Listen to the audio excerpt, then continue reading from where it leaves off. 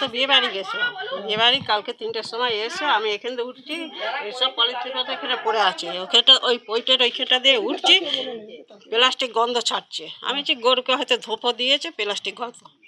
তারপরে দৌড়ে উঠতে যাচ্ছি, তারপরে দেখছি যে ঘরে আলো জ্বলছে। আমি যে আলো, তো আলো জ্বলছে কী করে।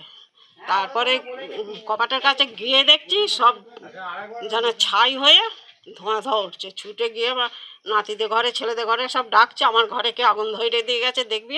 আর একবারে সব ছুটে এসে দেখছে, সব চাবি খুলতে বললুম, চাবি খোলার পরেই দেখছে আগুন লেগেছিল নাকি কিছু চুরি গিয়েছে?